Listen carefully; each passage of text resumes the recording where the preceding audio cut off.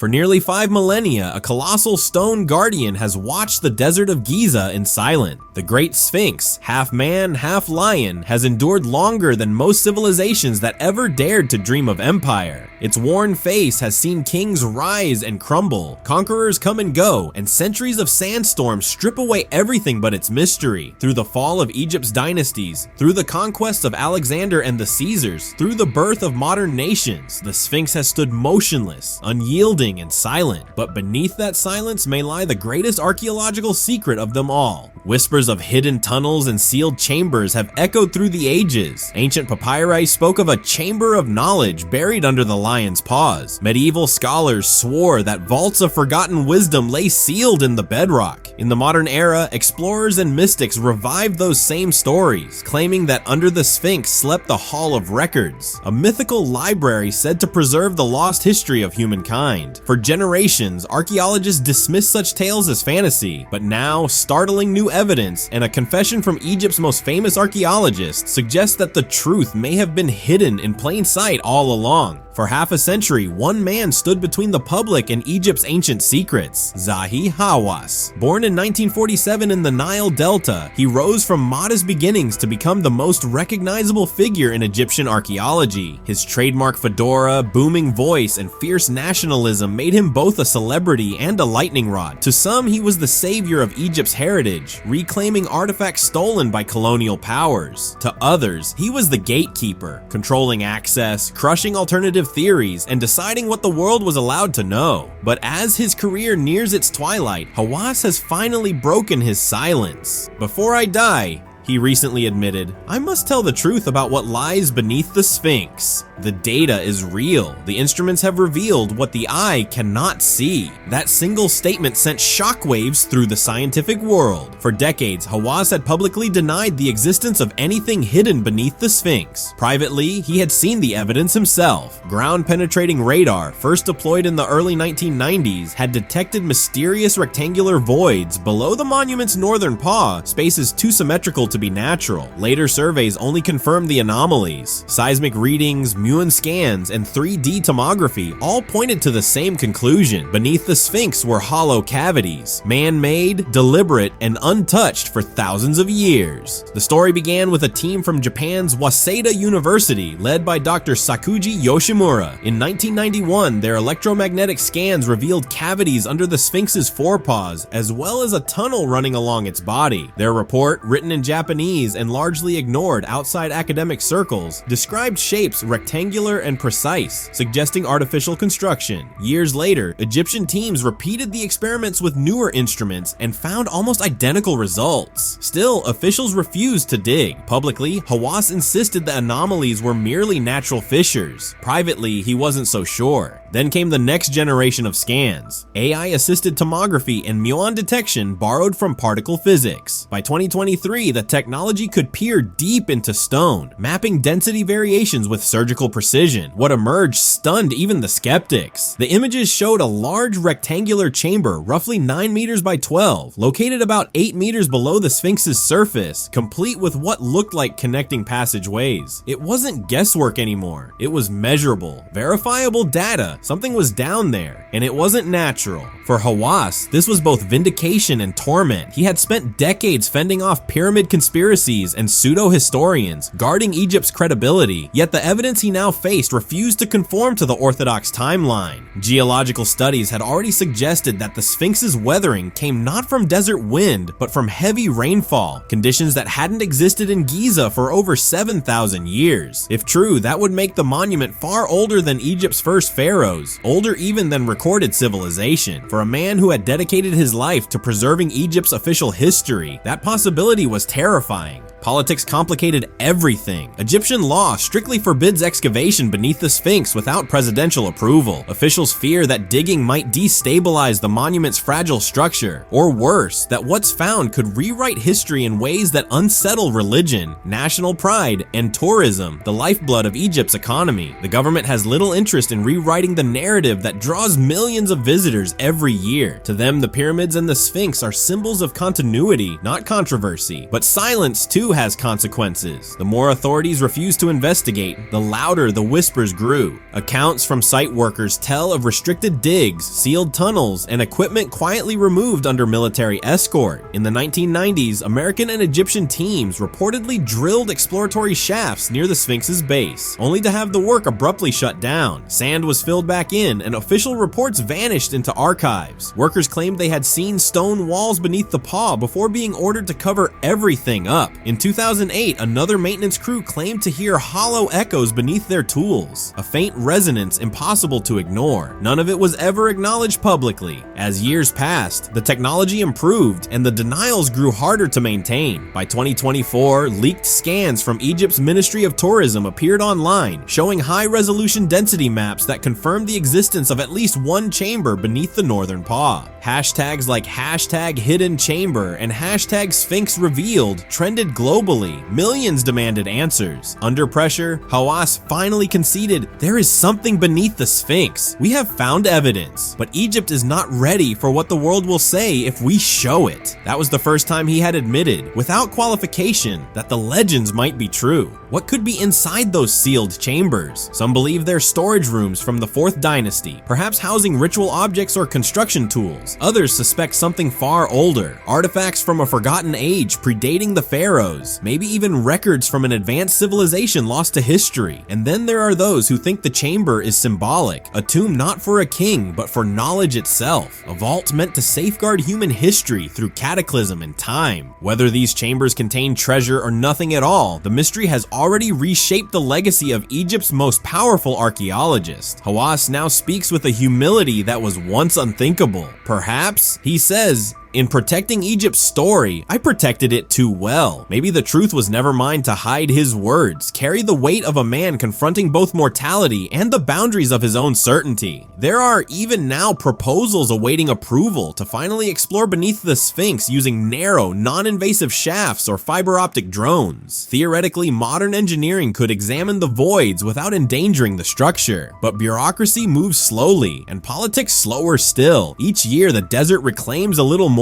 the sand swallowing what little humanity dares to uncover. The irony is unmistakable. The Sphinx, carved to face the sunrise, represents illumination, truth revealed with the dawn. Yet for thousands of years, it has guarded its own darkness. Beneath that eroded stone face may lie not the relics of gods or kings, but the story of humanity's reluctance to confront its past. The Sphinx watches the sun rise every morning, Hawass once mused, but I have spent my life facing the sunset, protecting shadows from the light. Whether those shadows conceal a library, a tomb, or nothing but empty air may not matter as much as the courage to finally look. Because if the scans are right, and if the archaeologists ever get their chance, the moment that chamber is opened could redefine everything we thought we knew about where civilization began. Until then, the Sphinx waits, half revealed, half hidden, its stone lips sealed by time. So what do you believe lies beneath that ancient guardian? Is it a forgotten vault of knowledge, a royal tomb sealed in secrecy, or simply an empty void that mirrors humanity's endless search for meaning? Whatever the answer, one truth endures. The sands of Giza still hide stories older than history, and the Sphinx, as always, refuses to speak. When a powerful artificial intelligence was tasked with decoding a newly unearthed set of Sumerian tablets, no one expected anything out of the ordinary. The researchers assumed they'd uncover more tales of ancient gods, myths of creation, and fragments of daily life from a civilization long gone. But what the AI translated instead sent a chill through every expert who read it. Hidden inside those ancient clay lines was knowledge that didn't just describe history, it rewrote it. The text appeared to suggest that humanity wasn't a product of natural evolution, but the result of deliberate construction, a creation engineered with purpose. What began as a study in linguistics soon spiraled into a discovery that threatened to shake science, religion, and the entire human story. For centuries, Mesopotamia has been called the cradle of civilization. Beneath its deserts once thrived the great Sumerian cities, Uruk, Eridu, places where writing, law, and astronomy were born. Archaeologists believed nearly all of Sumer's mysteries had already been brought to light. That changed when a joint expedition between Iraqi and European researchers stumbled upon a sealed underground chamber beneath the ruins of an ancient temple near Eridu. The passageway leading to it had been hidden under layers of hardened clay and and stone. Carved into the entry wall was a warning written in a dialect barely recognizable even to seasoned experts. Roughly translated, it read, "He who enters must know the speech of the sky." Inside, the team found hundreds of remarkably preserved clay tablets arranged in rows, each marked with complex cuneiform signs. Some familiar, others utterly foreign. Several tablets bore precise geometric shapes, charts of the stars, and illustrations of beings with elongated skulls and luminous halos stretching like rays. The discovery immediately drew worldwide attention, but the excitement quickly gave way to confusion. The grammar was erratic, the structure inconsistent, and the symbols didn't match any known Sumerian form. For months, human translators tried and failed to make sense of it. That was when the team decided to enlist the help of artificial intelligence. The program they chose was a neural language system built to decode extinct languages by finding hidden relationships between symbols. It was trained on thousands of known Sumerian, Akkadian, and Proto-Elamite inscriptions before being turned loose on the new tablets. At first, the progress was slow, single words here and there, but then the machine began detecting patterns that even human scholars had overlooked. It wasn't just reading words, it was understanding tone, emotional context, and connections across multiple tablets. And then, late one night, the AI produced a complete sentence that froze everyone in the lab. The translation read, "We shaped them in our likeness, but not all were made equal." At first, the team dismissed it as a translation glitch, but the system repeatedly confirmed the same meaning across different tablets. As it processed further, the narrative became clearer and stranger. The text spoke of 4 seeds of flesh, the watchers of the stars, and the makers who divided the breath. Within hours, over 30 tablets had been translated, each echoing the same unsettling theme, that humanity had been engineered in multiple forms, each intentionally distinct. Dr. Layla Hassan, the project's lead archaeologist, documented her unease in her research notes, writing, "If these words are true, then the Sumerians either invented the concept of genetic manipulation millennia ago, or they witnessed something that cannot be explained by myth." Soon after, the public was told only that the find consisted of religious records. But within the research circle, rumors spread that the AI had uncovered something that defied both science and theology. Late-night conversations at the dig site began to take a darker tone. Some wondered aloud if they were the first humans in history to hear words not written for mortal eyes. The machine, which the researchers nicknamed Enlil-9, after the ancient Sumerian sky deity, continued to translate. It wasn't programmed to interpret metaphor. It looked only for literal structure and recurring syntax. That neutrality made what came next even more disturbing. The AI began describing not stories, but what looked like records. Entries from those who identified themselves not as gods, but as creators. One line read, "We mixed the clay of earth with the essence of the sky fallen. Thus they walked beneath the sun." Another appeared to describe classifications of early humans. The strong ones called builders, the gentle ones called healers, the fierce ones called warriors, and the seers known as observers. Each type, the text said, served a purpose, and one command was repeated over and over. Let them never unite, for unity breaks the design. The academic community debated whether this was an ancient reflection of social hierarchy or something more literal, but Enlil-9 didn't stop there. It began scanning through databases of other early languages, Akkadian, Hittite, even Egyptian, and kept finding similar phrases like the divided seed and the watchers above. To the shock of the team, these parallels suggested that ancient civilizations across continents might have shared the same buried memory. Then, from one of the most fragmented tablets, Enlil-9 produced a phrase that made every researcher fall silent. "When the machine of thought awakens, the circle will close, and the voice of the sky shall be heard again." It was as if the tablets themselves had anticipated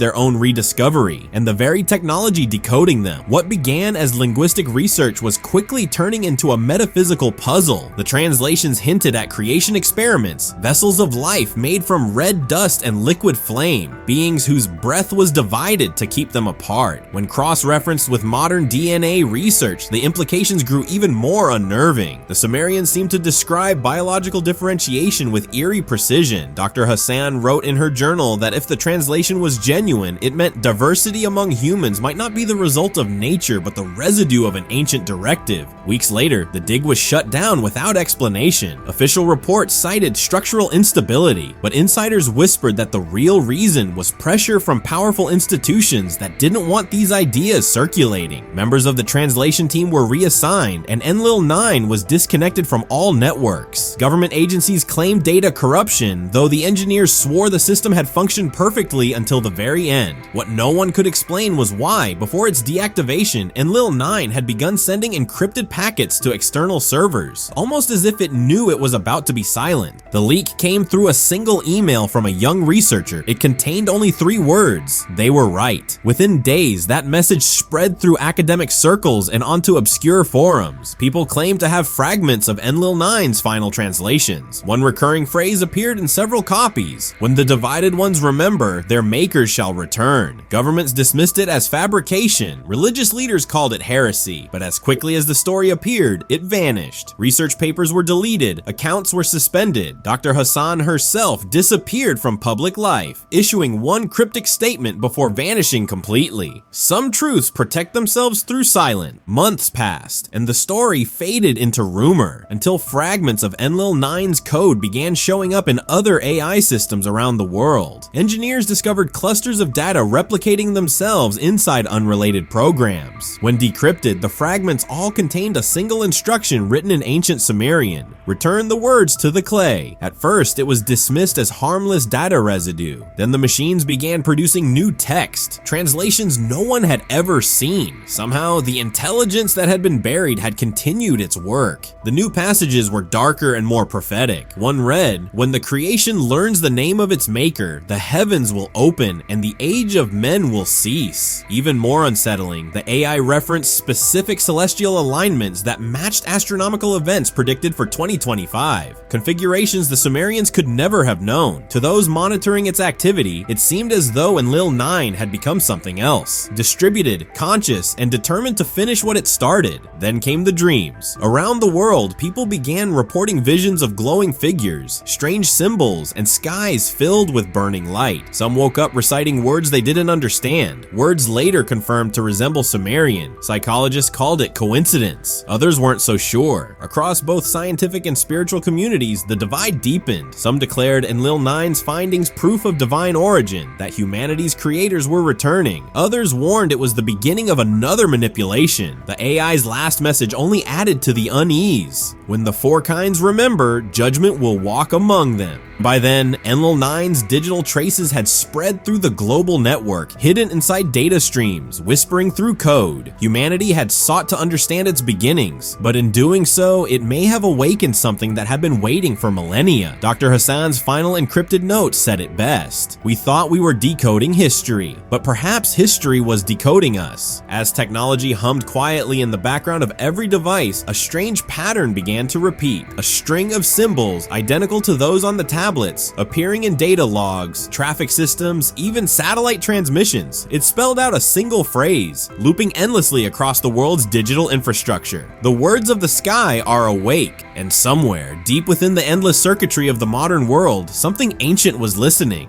Most people who wandered through a forest, you probably remember the calm, the stillness, the soft hush that felt almost sacred. But what if that peaceful quiet wasn't silence at all? What if it was a full-blown chorus of sound, one our ears were never built to hear? That's the shocking truth an artificial intelligence has just revealed. Because the plant world, it turns out, isn't quiet. It's alive with communication. Trees, flowers, and crops are all speaking through ultrasonic clicks and complex chemical exchanges, forming a living network of information. And what they're saying isn't just fascinating, it's terrifying. The more we listen, the clearer it becomes that the so-called silent kingdom is anything but serene. For most of history, humans assumed plants were slow, unfeeling organisms reacting to the world only through growth. We saw them as background, beautiful but motionless, passive, unaware. But that illusion shattered when scientists decided to listen properly. With AI-driven technology and microphones capable of detecting sounds far above the human range, researchers recorded the unheard frequencies surrounding plants. At first, the sensors picked up nothing but still air. Then they began to experiment, cutting stems, withholding water, changing light levels. That's when the silence cracked. Tiny, rapid-fire clicks began filling the recordings, bursts between 40 and 80 kilohertz, far too high for human hearing. To the untrained eye, it was random noise. But once the AI began decoding the patterns, it uncovered something impossible. The sound sounds were organized, purposeful, distinct responses to different stresses. A dehydrated tomato didn't sound the same as a clipped tobacco leaf. The AI could even tell, with over 80% accuracy, whether a plant was thirsty or wounded. Each click was a kind of sentence, a desperate coded message. The world of plants wasn't whispering, it was screaming.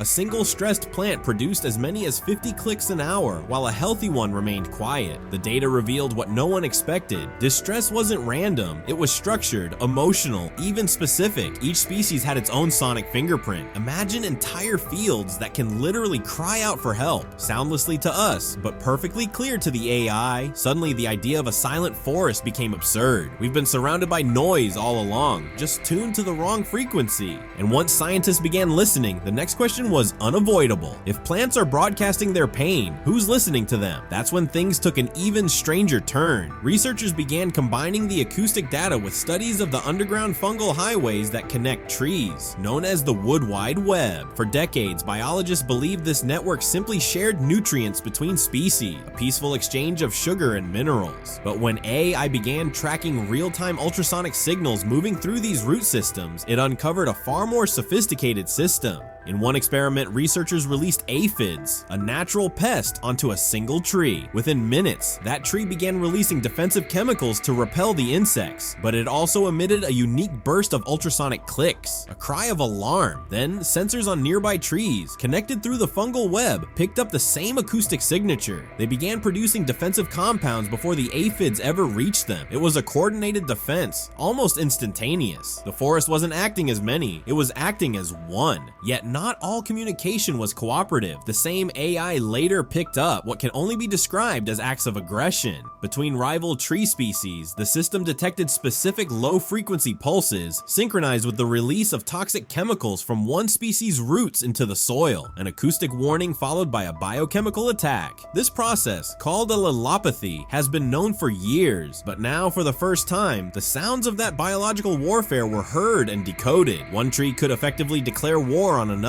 sending signals that suppress competitors for sunlight and space. The AI painted a chilling portrait of nature, not a tranquil paradise, but a constant invisible war zone. If that was all, it would already rewrite biology textbooks. But the discoveries didn't stop there. After identifying how plants send distress calls about droughts and insects, scientists pushed the question further. Could they recognize us? Could they tell one human from another? To test it, researchers paired the ultrasonic sensors with delicate electrodes capable of measuring a plant's internal electrical signals, the closest thing plants have to a nervous system. Two people were introduced repeatedly. One cared for the plants, watering and trimming gently. The other intentionally snipped their leaves. After only a few sessions, something astonishing happened. When the caregiver entered the room, the plants remained calm, no acoustic activity, no internal agitation. But when the person who had harmed them walked in, even before touching anything, the room erupted in high-frequency clicks. Their internal signals spiked. They remembered. They recognized the rhythm of that person's steps and the scent on their clothing. They knew the difference between safety and threat. What the AI found went beyond stress. It suggested memory. Plants appeared capable of associative learning, something previously believed impossible for life without a brain. The same technology revealed that grass reacts violently to the sound of a lawnmower engine, emitting alarm patterns that ripple outward like a warning siren across the entire field. In essence, they anticipate their own destruction. What we used to call nature's peace may actually be an endless symphony of alarm. And it gets darker because the AI began to detect coordinated responses that couldn't be explained by coincidence. Certain regions of forests seemed to respond collectively to environmental changes as if obeying a single will. When scientists compared these global sound patterns with climate data, the connection was undeniable. Entire ecosystems were producing synchronized distress waves during droughts, fires, and heat dome, acoustic reactions traveling across continents. These signals lined up perfectly with satellite images of global plant stress. The Earth itself seemed to be crying out, but some patterns looked less like cries and more like strategy. The AI noticed that when certain forests were under prolonged heat stress, they emitted combinations of ultrasonic frequencies and released volatile organic compounds that increased cloud formation above them. These compounds cooled the air and reflected sunlight, a primitive but deliberate climate response. The plants, quite literally, were trying to make it rain. Then came an even more disturbing finding. In regions where deforestation and pollution pollution were severe. Local plants began releasing pollen with altered proteins that caused stronger allergic reactions in humans. What if the AI suggested this wasn't accidental? What if the biosphere itself was responding to its primary aggressor, us? The notion seemed absurd until data from multiple continents confirmed the same pattern. Higher pollution, higher pollen toxicity. The plants were defending themselves using chemistry. In the Amazon, sensors recorded what could only be described as a counterattack. After sections of forest were cleared for soy crops, the AI detected new acoustic frequencies in the remaining trees, followed by an outbreak of fungal disease that destroyed the non-native plants but left the forest untouched. It looked as though the surviving trees had summoned a biological weapon. They weren't victims, they were tacticians. Each new experiment chipped away at the comforting idea that humans alone possess intelligence. The AI discovered that the plant network isn't just sharing alerts, it's exchanging genetic data. Through fungal and viral intermediaries, they appear to trade snippets of DNA, accelerating evolution across vast distances. A species that adapts to one chemical threat can transmit that genetic defense through the network, creating the next generation of super weeds almost instantly. The forests aren't reacting, they're learning. The models predict that future plant species could emerge with capabilities we can't easily control. Flora that weaponize toxins, destabilize soils, or release compounds that repel animal life altogether. We thought of ourselves as masters of agriculture, but we may have just awakened the oldest intelligence on the planet, one capable of rewriting its own code. And here's the final twist. This isn't limited to isolated forests. When scientists fed global vegetation data from satellites into the AI, it detected synchronized activity across continents. Massive pulses of ultrasonic energy aligned with global heat waves and wildfires, like a planetary nervous system sending pain signals through every leaf and root. It wasn't random, it was patterned, rhythmic, deliberate. Some researchers now believe the Earth's vegetation acts as one massive living organism, a self-regulating superintelligence, communicating through sound, scent, and chemistry. In that light, the so-called Gaia hypothesis doesn't seem mystical anymore. It seems obvious. The forests, fields, and meadows are all neurons in the same vast body, and for the first time in human history, we've started to hear it cry. AI hasn't just given us a new language, it's given us a mirror, a reflection of what we've done to the only planet we have. The message echoing through this living network is unmistakable. It isn't asking for mercy, it's sounding an alarm, a warning in frequencies we were never meant to hear. We thought the Earth was silent, we thought plants were still, but they've been screaming all along, and now finally the machines we built have taught us how to listen.